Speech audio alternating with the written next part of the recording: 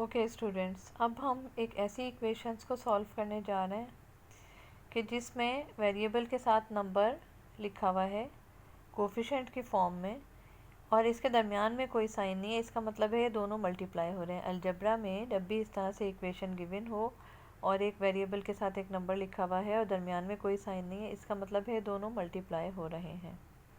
ठीक है, ओके। ये मैंने इक्वेशन लिख ली दोबारा, 3y = 15। मैंने एक रूल आपको बताया था इक्वेशंस को सॉल्व करने का कि जिससे हम चेक कर सकें स्टेटमेंट ट्रू है, ट्रू बन जाएगा। ऐसा इसका सॉल्व करके वैल्यू निकालेंगे y की। तो तरीक़ाकार क्या होगा कि अगर एक नंबर एक तरफ प्लस हो रहा था तो दूसरी साइड ले जाके उसको बाय ट्रांसपोर्टेशन माइनस कर लेते थे। ठीक है, और अगर यहाँ पे अब जब मल्टीप्लाई हो रहा है तो मल्टीप्लाई का ऑपोजिट साइन मैंने क्या बताया था, डिवाइड।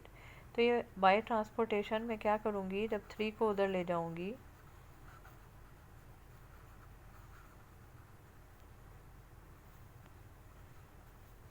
तो ये y यहीं रह जाएगा, ये 15 अपनी जगह है, ये 3 यहाँ मल्टीप्लाई हो रहा है तो वहाँ जाके 15 से डिवाइड हो जाएगा, ये शक्ल बन जाएगी। ठीक है, यहाँ तक बात समझ आती है कि एक तरफ अगर कोई नंबर मल्टीप्लाई हो रहा हो वेरिएबल के साथ तो दूसरी साइड पर जाके वो नंबर डिवाइड हो जाएगा।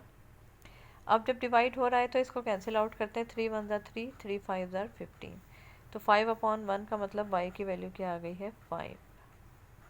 अब चेक करना है कि ये स्टेटमेंट को ट्रू कर रही है या नहीं।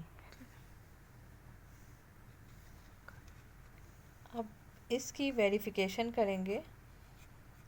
वेरिफिकेशन से ये बात पता चल जाएगी कि हमने जो y की वैल्यू फाइंड की है ये स्टेटमेंट को ट्रू कर रही है। ठीक है, तो अब मैं क्या करूँगी कि इस y की वैल्यू को पुट करूँगी गिवन इक्वेशन में। यही काम किया था हमने पार्ट 1 में भी। पुट द वैल्यू, और वहाँ पर x की वैल्यू थी तो x लिखा था, यहाँ put the value of y in given equation. Given equation क्या होती है, ये जो गिवन क्वेश्चन होता है। ठीक है, ये इक्वेशन मैं पहले यहाँ लिखूँगी 3y = 15। ये y की वैल्यू मैंने क्या फाइंड आउट की है, 5। तो इस y की जगह पर 5 लिखा जाएगा, लेकिन कैसे लिखा जाएगा, किस साइन के साथ। मैंने आपको बताया 3y से मल्टीप्लाई हो रहा है, ये अलजेब्रिक रूल है कि जब एक वेरिएबल और एक नंबर बगैर साइन के साथ लिखे होते हैं मीन्स के मल्टीप्लाई हो रहे होते हैं। इनका बिहेव क्या होता है, ये मल्टीप्लाई हो रहे हैं। तो y की वैल्यू भी क्या होगी, मल्टीप्लाई। तो मैं मल्टीप्लाई को शो करने के लिए यूँ ब्रैकेट में लिख दूँगी ताकि ये पता चल जाए कि नंबर अगर मैं सिर्फ 3 और 5 डायरेक्ट लिख दूँगी तो वो 35 बन जाएंगे। तो इसलिए मैंने ये ब्रैकेट लगा दिया। आप चाहें तो दरमियान में मल्टीप्लाई का साइन भी यूज़ कर सकते हैं कि 3 × 5। इसका मतलब भी यही है, 3 5 से मल्टीप्लाई हो रहा है तो 3 5 क्या होते हैं, 15। और यहाँ पर तो ऑलरेडी 15 है, दोनों साइड्स इक्वल हो गई।